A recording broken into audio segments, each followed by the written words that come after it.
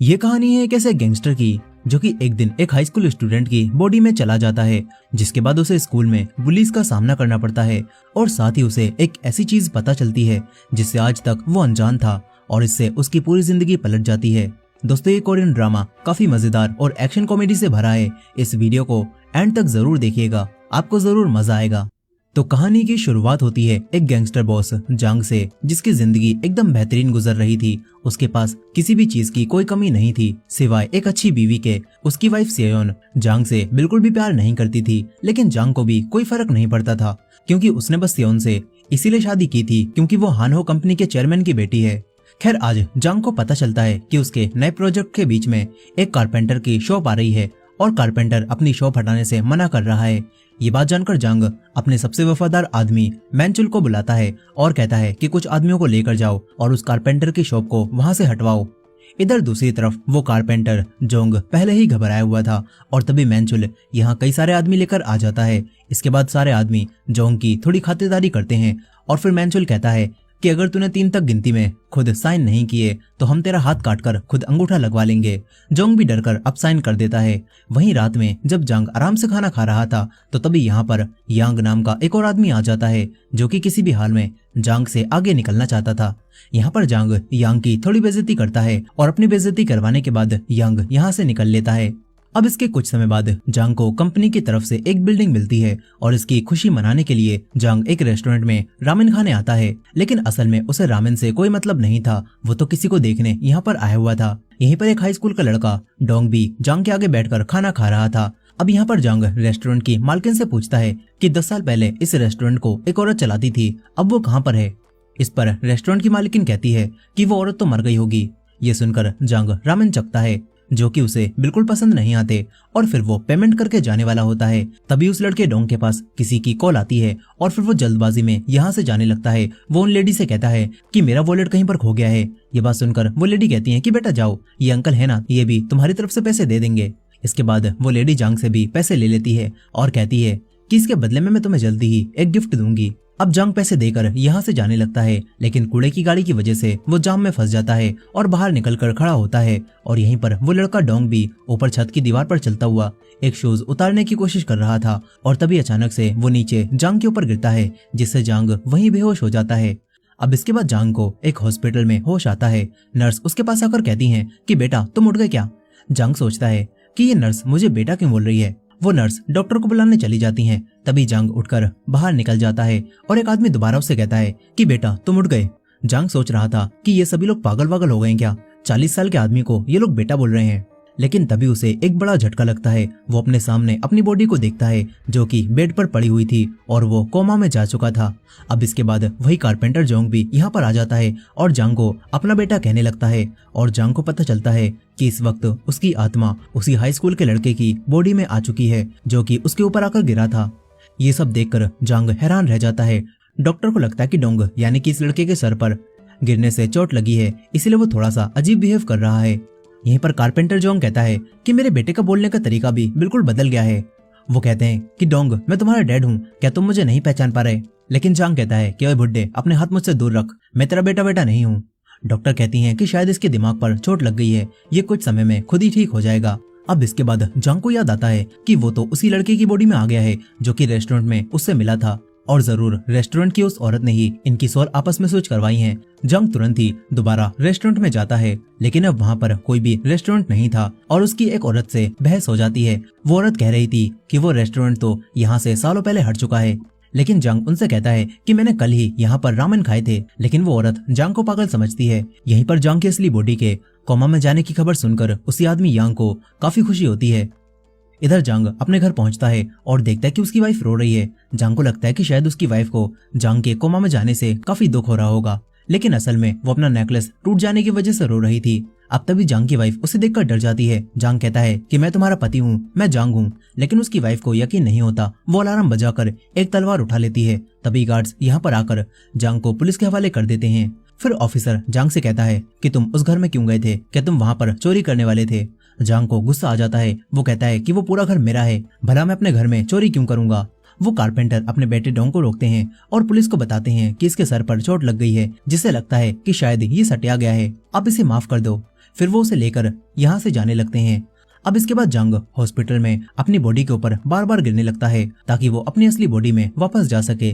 तभी जंग का वफादार आदमी मैंजुल यहाँ पर आता है, लेकिन वो ये देखकर सोचता है कि शायद वो किसी कपल के रूम में आ गया, इसीलिए वो वापस जाने लगता है। लेकिन उसे याद आता है कि ये तो उसके बॉस का रूम है। वो अंदर आकर कहता है कि तू मेरे बॉस के साथ क्या कर रहा है। मैंजुल पहचान जाता है कि ये तो वही मोटा है जिसने मेरे बॉस के ऊपर गिरकर उन्हें कोमा में पहुंचा दिया। अब तभी डॉक्टर यहाँ पर आ जाती हैं। जंग यहाँ से निकल लेता है। फिर वो कारपेंटर जोंग के साथ उनके घर पर आ जाता है। यहाँ पर जोंग ने अपने बेटे के लिए ढेर सारा खाना बनाया था, लेकिन इतना खाना देखकर जंग कहता है कि मैं इतना सारा नहीं खा सकता। मगर थोड़ा सा चखने के बाद ही उसे कुछ होता है और जब उसकी आंख खुलती है तो सारा खाना उसने खत्म कर दिया था। इसके बाद जोंग कहता है कि बेटा अब तुम आराम कर लो, हम कल स्कूल जाएंगे और उसके बारे में बात करेंगे। इसके बाद जंग इस लड़के डोंग के रूम में आ जाता है। फिर अगले दिन ये दोनों स्कूल में जाते हैं। जंग बॉस की तरह बैठ जाता है और अपने एटीट्यूड को बिल्कुल भी कम नहीं करता। फिर इसके बाद जोंग प्रिंसिपल से बात करता है। प्रिंसिपल के साथ साथ पूरे स्कूल में ये बात फैल गई थी कि जिस दिन से डोंग गिरा है, डोंग को उस दिन के बारे में कुछ भी याद नहीं है। कारपेंटर जोंग प्रिंसिपल से कहता है कि मेरा बेटा ऐसा कदम नहीं उठा सकता कि वो खुद बिल्डिंग से कूद जाए, जरूर दूसरे बच्चों ने उसके साथ कुछ किया होगा।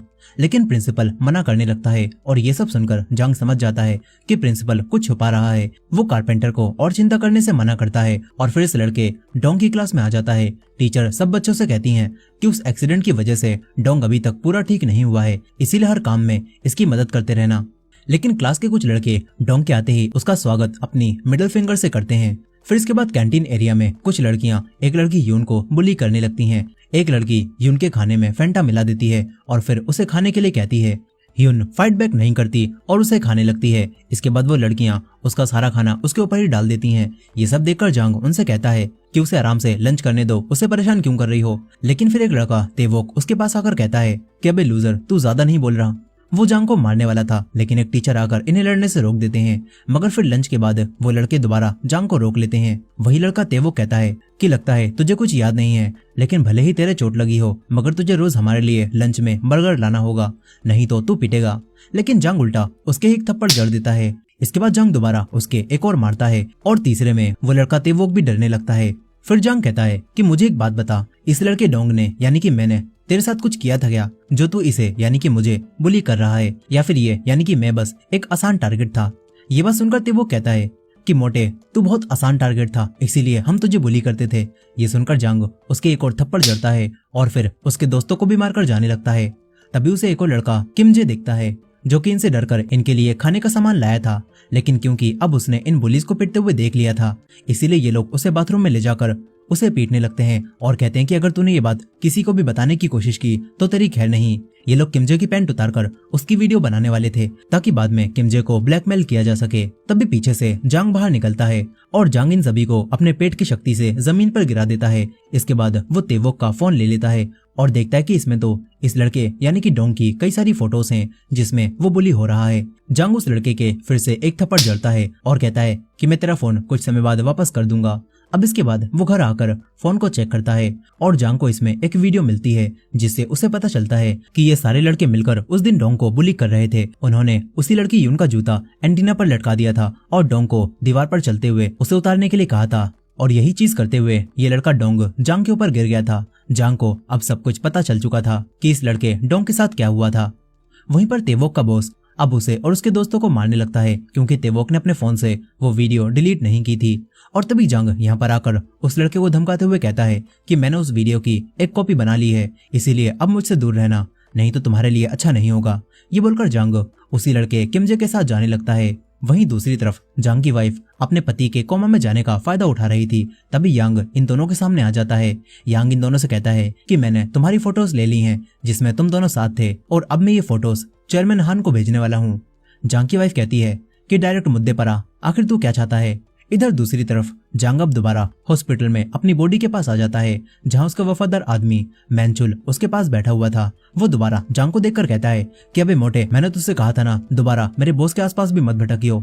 जांग ये सुनकर उसके अखरोट चटकाता है और फिर उसे बताने लगता है कि मैं ही तेरा बॉस हूँ। वो मैंचुल को कई सारी बातें बताता है जो कि सिर्फ जांग को पता हो सकती थी। इससे अब मैंचुल को भी यकीन आ जाता है कि ये मोटा ही उसका बॉस है। फिर अपनी भूख मिटाते हुए जांग मेंचुल से पूछता है कि आखिर तुम मेरी बॉडी के आसपास क्यों थे। इस पर मेंचुल बताता है कि एक रूमर फैली हुई है कि वो आदमी यांग आपको हॉस्पिटल में मरवाना चाहता है, इसीलिए मैं आपकी बॉडी की रक्षा कर रहा था। अब इसके बाद अगले दिन स्कूल में जांग से एक लड़की टकरा जाती है। वो तेजी में कहीं पर जा रही थी और वो अपना टेडी बेयर नीचे गिरा देती है। जांग उसके पीछे जाता है और उसका टेडी बेयर उसे वापस करता है। ये वही लड़की योन होती है। वो कहती है कि डोंग, तुम्हारी याददाश्त सच में चली गई क्या? तुम मुझे पहचान भी नहीं रहे। अब तभी इस लड़की यून की माँ यहाँ पर आ जाती हैं। जांग उन्हें देखकर हैरान रह जाता है क्योंकि असल में ये औरत मीसुन जांग का पहला प्यार थी। मीसुन जांग को देखकर कहती है कि अरे बेटा डोंग, ये तो तुम ही हो ना, तुम कितने बड़े हो गए हो। जांग कहता है कि मीसुन तू यहाँ पर क्या कर रही है। ये सुनकर मीसुन उसकी एक लगाती है और कहती है कि तुझे बात करने की तमीज नहीं है क्या? तुम इतने छोटे होकर मुझे मेरे नाम से बुला रहे हो। मीसुन उसे मारने लगती है और यहाँ से भगा देती है। फिर जांग अपने और मीसुन के पुराने पलों को याद करने लगता है और सोचता है कि मीसुन अगर यून की माँ है तो उसका बाप कौन है। फिर वो स्कूल के दौरान यून के कुछ बाल तोड़ लेता है और डीएनए टेस्ट से उसे पता चलता है कि यून उसकी ही बेटी है जिसे स्कूल में बुली किया जाता है। ये सब जानकर अब उसे गुस्सा आने लगता है। अगले दिन स्कूल में वही लड़कियां दोबारा से उसकी बेटी यून को परेशान करने लगती हैं और कहती हैं कि तूने ही हमारी लिपस्टिक चुराई है ना। वो उसका बैग चेक करती हैं। ये देखकर जांग कहता है कि तुम्हारी लिपस्टिक मैंने चुराई थी, वो मुझे चाहिए थी, लेकिन वो मुझे पसंद नहीं आई, इसीलिए मैंने उसे फेंक दिया। इस तरह जांग यून को बचा लेता है, लेकिन वो देखता है कि उसकी बेटी रो रही है। इसीलिए अब जांग मेंचुल को उन्हीं लड़कियों की फोटो दिखाकर कहता है कि इन लड़कियों ने मेरी बेटी को परेशान किया है, इन्हें अच्छा सबक सिखाओ और इनकी कई सारी हड्डियां तोड़ दो। लेकिन मेंचुल कहता है कि बॉस, हम ऐसा नहीं कर सकते, ये तो हाई स्कूल की लड़कियां हैं और ये हमसे कितनी छोटी भी हैं। शायद यून को ये बात खुद ही स्कूल में संभालनी चाहिए। ये बात जानकर अब जांग मिसुन से बात करता है। मिसुन नहीं जानती थी कि इस लड़के के अंदर उसके पहले प्यार की आत्मा है। वो इसे डोंग ही समझ रही थी। जांग उसे सब बताता है और कहता है कि टीचर्स भी बुलिंग को इग्नोर कर रहे हैं। मिसुन परेशान होने लगती है। उसे समझ नहीं आता कि उसे क्या करना चाहिए। वो कहती है कि ये सारी गलती उस आदमी जांग की है। उसे कोई अंदाजा भी नहीं होगा उसकी बेटी और मैं किन चीजों से गुजर रहे हैं। अब अपने आप को बुरा भला सुनकर जांग कहता है कि तुम चिंता मत करो, मैं स्कूल में सब संभाल लूंगा। वहीं जांग की वाइफ अब यांग के साथ मिल चुकी थी। वो अपने डैड यानी कि चेयरमैन को बताती है कि जांग ने 3 बिलियन वॉन का घोटाला किया है। वो चेयरमैन हान को कुछ पेपर्स भी दिखाती है। इधर जांग अब डिसाइड करता है कि उसे अपनी बेटी को बचाना होगा, साथ ही उसे इस लड़के की बॉडी को भी शेप में लाना होगा। इसलिए अब जांग जिम में प्रैक्टिस करने लगता है और मिसुन ने यून को भी यहाँ भेज दिया था, लेकिन यून कहती है कि मैं तुम्हारे साथ यहाँ पर फाइटिंग की प्रैक्टिस नहीं करने वाली। वो जाने लगती है, मगर मेंचुल इनका नया टीचर बनकर उसे रोक लेता है और फिर इन दोनों को फाइटिंग की ट्रेनिंग देने लगता है। कुछ ही दिनों में यून बहुत अच्छी फाइटर बन जाती है और साथ ही जांग भी अपना वजन घटाकर शेप में आ जाता है। वो स्कूल में जाता है और स्कूल में सारी लड़कियां उसका नया रूप देखकर हैरान रह जाती हैं और लड़कियों के साथ साथ उसे लड़के भी देख रहे थे। इसके बाद स्कूल से जांग यून के साथ उसके घर पर आता है, जहां उसे अपनी बेटी की कई सारी फोटोज मिलती हैं। वो उसके बचपन की एक फोटो को देखकर अपने फोन में एक फोटो ले लेता है। इधर कारपेंटर जोंग मेहनत से काम करने के बाद अपनी सैलरी लेकर घर जाने लगते हैं, मगर बीच रास्ते में ही कुछ आदमी इन्हें घेर लेते हैं। कारपेंटर जोंग ने इन आदमियों से 2 साल पहले पैसे उधार लिए थे और अब ये आदमी जोंग से पैसे लेने के लिए उन्हें मारने लगते हैं। तभी यहाँ पर जांग आ जाता है। जांग ये देखकर इन आदमियों से फाइट करने लगता है, लेकिन उसके डैड उसे पकड़ लेते हैं और सारी मार खुद खाते रहते हैं। फिर इन आदमियों का बॉस कहता है कि तुम्हारे पास सिर्फ 1 हफ्ते का टाइम है, 1 हफ्ते में मुझे 80 मिलियन वॉन लाकर देना। ये बोलकर वो चले जाते हैं। जांग देखता है कि कारपेंटर जोंग तो बेहोश हो चुके हैं। अब इसके बाद मेंचुल अकेले ही उन आदमियों के अड्डे पर पहुंच जाता है। मेंचुल अकेले इन सभी से फाइट करता है और इनकी हड्डी पसली चटकाने के बाद वो इनसे कहता है कि उस कारपेंटर जोंग ने 2 साल पहले तुमसे 5 मिलियन लिए थे ना, और अब तुम उससे 80 मिलियन मांग रहे हो। उसका कर्जा कम कर दो, नहीं तो तुम्हारे लिए अच्छा नहीं होगा। वो आदमी भी डरकर मेंचुल की बात मान लेता है। इधर जांग कारपेंटर जोंग के लिए अपने हाथों से खाना बनाता है और ये देखकर जोंग को काफी खुशी होती है कि उनके बेटे ने उनका इतना ख्याल रखा। वो बताते हैं कि मुझे उन आदमियों की कॉल भी आई थी, उन्होंने मेरा कर्जा घटा दिया है। अब इसके बाद स्कूल में जांग अपनी बेटी की फोटो देखकर खुश हो रहा था। यहीं पर वो लड़कियां दोबारा अब यून के पास आकर उसे परेशान करने लगती हैं, लेकिन इस बार यून उनसे नहीं डरती। वो उन्हें पकड़कर मारने लगती है और इन लड़कियों को धमकाकर चली जाती है। जांग को ये देखकर काफी खुशी होती है कि उसकी बेटी भी बिल्कुल उसकी तरह है। अब इसके बाद वो मिसुन के रेस्टोरेंट में जाकर उन्हें सारी बातें बताता है, जो जानकर मिसुन भी काफी खुश होती हैं और उसे रामेन खिलाती हैं। मिसुन कहती है कि तुम्हें इस तरह खाते हुए देखकर मुझे किसी की याद आ गई। वो कहती है कि आजकल तुम मुझे यून के डैड की याद दिला रहे हो। अब तभी कुछ कस्टमर्स मिशन को छेड़ने लगते हैं। ये देखकर जांग को गुस्सा आ जाता है। वो उस आदमी के पास जाकर उससे बहस करने लगता है और बात हाथापाई पर आ जाती है। जांग मिशन को किचन में भेजता है और फिर अकेले इन लोगों को बचाने लगता है। वो एक आदमी को पकड़कर कहता है कि तूने मेरी औरत को हाथ भी कैसे लगाया। जांग उसे बुरी तरह मारने लगता है। मिशन बाहर आकर उसे रोकती है और कहती है कि इस तरह तो ये आदमी मर जाएगा। फिर वो कहती है कि आखिर तुम कौन हो और तुम मुझे बार बार अपनी औरत क्यों बोल रहे हो। इसके बाद जांग उसे सब बताता है कि उसकी आत्मा इस लड़के की बॉडी में आ गई है, लेकिन मिशन को इन बातों पर जरा भी यकीन नहीं हो रहा था। ये सुनकर जांग उसे बताने लगता है कि तुम्हारे पेट के साइड में एक तिल है और अगर तुम चाहो तो मैं तुम्हें इससे भी ज्यादा प्राइवेट बातें बता सकता हूँ जो कि सिर्फ मैं ही जानता हूँ। ये बात सुनकर मिशन घबरा जाती है। फिर वो पूछती है कि बताओ हम पहली बार कहाँ पर मिले थे और हमारा ब्रेकअप कहाँ पर हुआ था। जांग उसे सब बताता है और कहता है कि जब तुम मुझसे आखिरी बार मिलने आई थी तो तुमने मुझे बताया क्यों नहीं कि तुम प्रेग्नेंट हो। मैं तुम्हें कभी भी नहीं छोड़ता। मिशन को यकीन हो जाता है कि यही जांग है। वो कहती हैं कि अब तुम वापस क्यों आए हो और यून तुम्हारी बेटी नहीं है, मैंने अकेले उसे पाला है। आखिरकार तुम अब भी गैंगस्टर हो, इसी वजह से तो मैंने तुम्हें छोड़ा था। मिशन जांग को यहाँ से जाने के लिए कहती है। जांग को भी मजबूरी में यहाँ से जाना पड़ता है। तभी मिशन उस दिन को याद करने लगती है जब वो जांग से आखिरी बार मिलने गई थी। वो जांग को सच बताने वाली थी, लेकिन जांग ने ही उसे पहले छोड़ दिया था क्योंकि उसकी शादी चेयरमैन की बेटी से हो रही थी, जिससे उसे ढेर सारे पैसे मिलते। ये सब याद करके अब मिशन को गुस्सा आ जाता है। फिर अगले दिन स्कूल में जांग यून के साथ बैठा हुआ था। तभी एक अमीर लड़का यून के पास आकर कहता है कि क्या आज तुम मेरी बर्थडे पार्टी में आओगी। वो यून को इनवाइट कर रहा था और ये देखकर यून तो हैरान रह जाती है क्योंकि यून इस लड़के को पसंद करती थी। और जैसे ही जांग को इस बात का एहसास होता है कि उसकी बेटी इस लड़के को पसंद करती है, जांग यहाँ से उठकर चला जाता है। वही मिशन अब भी ख्यालों में खोई हुई थी और तभी जांग उसके पास मैसेज करके उसे मिलने के लिए बुलाता है। इधर अगले दिन यून उसी अमीर लड़के के विला में पार्टी में आ जाती है। यहीं पर जांग का स्कूल का दोस्त भी उन्हीं गुंडी लड़कियों के बीच में फंस चुका था और तभी वो लोग बात करती हैं कि आज तो यून गई, उसे पता भी नहीं होगा कि आज उसे पार्टी में क्यों बुलाया गया है। जांग का दोस्त ये सारी बातें सुन लेता है। इधर मिशन अब जांग से मिलने आ जाती है। जांग मिशन से मिलकर उसे समझाने लगता है कि जो उसने पास्ट में मिशन के साथ किया उसके लिए वो शर्मिंदा है और अब वो मिशन के साथ रहना चाहता है, लेकिन मिशन नहीं मानती और कहती है कि ये मुमकिन नहीं है और तो और तुम पहले से शादीशुदा हो। आसपास के लोग ये सुनकर हैरान होते हैं कि ये बच्चा इतनी सी उम्र में शादीशुदा है और इसका अफेयर भी चल रहा है। मिशन अब जाने लगती है। तभी जांग उसे रोककर किस करने लगता है और ये देखकर मिशन उसके एक थप्पड़ मारती है। आसपास के लोग सदमे में पहुंच चुके थे कि आखिर ये सब क्या चल रहा है। मिशन अब जांग को पकड़कर पुलिस के पास ले जाने लगती है। जांग उससे माफी मांगता है। तभी उसके पास उसके स्कूल के दोस्त की कॉल आती है जो कि बताता है कि शायद आज यून खतरे में है। और ये बात जानकर जांग अब कार चलाते हुए यून की क्लास की उन्हीं लड़कियों से लोकेशन पूछता हुआ पार्टी में जाने लगता है। इधर वो अमीर लड़का यून को जबरदस्ती ड्रिंक पीने के लिए कहता है। यून नहीं मानती और तभी वो अपना असली रूप दिखाता है और कहता है कि मैंने तुम्हें ऐसी पार्टी में ऐसे ही नहीं बुलाया। वो यून के ऊपर ड्रिंक डाल देता है। कुछ समय बाद जांग भी यहाँ पहुंच जाता है। वो बाहर खड़े हुए गार्ड्स को मारता है और फिर अंदर आकर यून को ढूंढने लगता है। कुछ लड़के यून को छेड़ रहे थे। जांग उसे लेकर जाने लगता है, लेकिन वो लड़के बीच में आ जाते हैं। जांग एक लड़के की गर्दन को तोड़ता है और बाकी लड़कों से फाइट करने लगता है। देखते ही देखते वो सबको मारकर ढेर कर देता है। एक लड़का फाइटिंग में थोड़ा बेहतर था, लेकिन 3-4 पंच खाने के बाद वो भी गिर जाता है। उन्हीं गुंडी लड़कियों में से एक लड़की ये देखकर जांग पर फिदा हो जाती है। इधर यून अब उस अमीर लड़के से अपने आप को छुड़ाती है और उसके अखरोट चटकाकर पूल में फेंक देती है। इसके बाद दोनों यहाँ से चले जाते हैं। अब अगले दिन मैंचल जांग की असली बॉडी को देखने जा रहा था तो कुछ आदमी उसे बाहर ही रोक लेते हैं और कहते हैं कि चेयरमैन का ऑर्डर है, कोई भी जांग से नहीं मिल सकता। इसके बाद मैंचुल जांग को आकर सब कुछ बताता है कि तुम्हें तुम्हारी वाइफ ने यांग के साथ मिलकर झूठे इल्जाम में फंसा दिया है और अब चेयरमैन सोचते हैं कि तुमने 3 बिलियन वॉन का घोटाला किया है और जब तुम भाग रहे थे तभी तुम्हारा एक्सीडेंट हो गया। जांग सोचता है कि अब उसे क्या करना चाहिए। इसके बाद मैंचुल जांग के कहने पर चेयरमैन को एक लेटर पहुंचाता है। इधर जांग दोबारा मिनसुन के पास आकर पूछता है कि यून कैसी है। मिनसुन कहती है कि अगर तुम्हें सच में यून की चिंता है तो यहाँ से चले जाओ। जांग जाने लगता है। तभी उसके सामने वही लड़की आ जाती है। वो पूछती है कि क्या तुम और यून एक दूसरे को डेट कर रहे हो। जांग गुस्से में मना करता है और ये सुनकर वो लड़की जांग से कहती है कि फिर तुम मेरे बॉयफ्रेंड बन जाओ, लेकिन जांग मना करता है। वो लड़की जांग को एक बॉक्स देकर यहाँ से चली जाती है।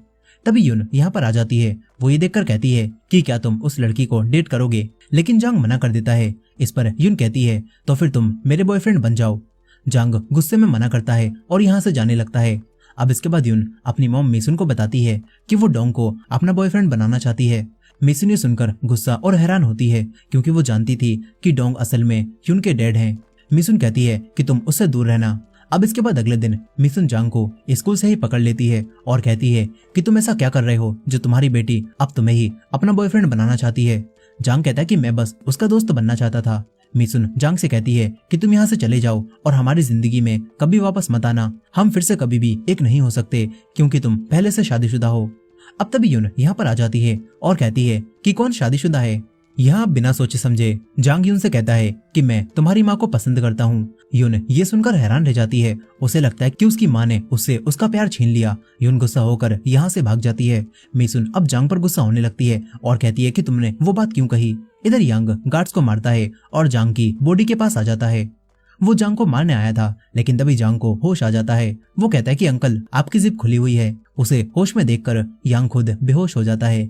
अब इसके बाद जांग डोंग के घर पर आ जाता है और कारपेंटर जोंग को अपना डैड कहने लगता है। यहाँ पर हमें पता चलता है कि उस हाई स्कूल के लड़के डोंग की आत्मा जांग की बॉडी में आ गई है, लेकिन उसके डैड के लिए वो एक आदमी था। वो डरने लगते हैं। डोंग खुद भी रो रहा था। तभी जांग यहाँ पर आ जाता है। वो समझ जाता है कि उसकी बॉडी में अब वही लड़का आ चुका है। डोंग भी सब कुछ समझ जाता है और ये देखकर वो घबराता है। तभी जांग उसके एक मारकर उसे शांत कराता है और फिर जांग कारपेंटर जोंग को सब समझाने लगता है। शुरुआत में उसे बिल्कुल भी यकीन नहीं होता, लेकिन कुछ समय बाद वो समझ जाता है कि ये दोनों सच बोल रहे हैं। अब इसके बाद जांग डोंग से कहता है कि ओए लड़के, तू यून को पसंद करता है ना?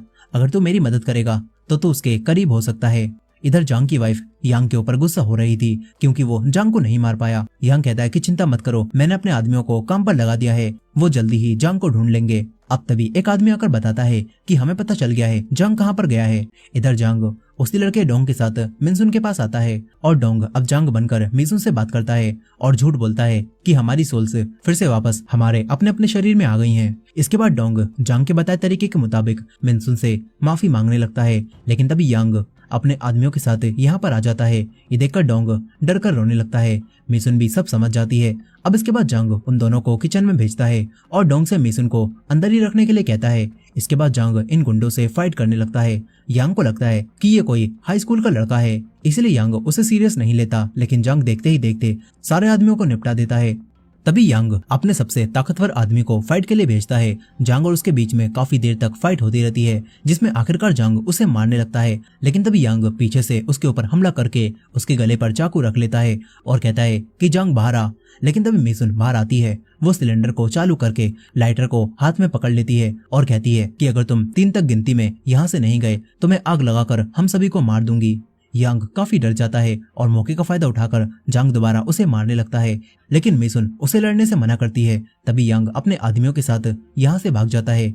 जांग अब मिसुन के पास आकर सिलेंडर को बंद करता है और उसके हाथ से लाइटर ले लेता है। मिसुन भी काफी डरी और अंदर से दुखी थी। तभी डोंग भी बाहर आ जाता है। मिसुन अब असली जांग को दूर करके डोंग से बात करने लगती है। वो जांग की बॉडी के सामने वो सारी बातें कहती है जिन्हें इतने सालों से वो अपने दिल में दबा कर बैठी हुई थी। मिसुन उससे कहती है कि मुझे तुम्हारी बहुत याद आती थी और आखिरकार तुम 17 सालों बाद वापस लौट आए हो।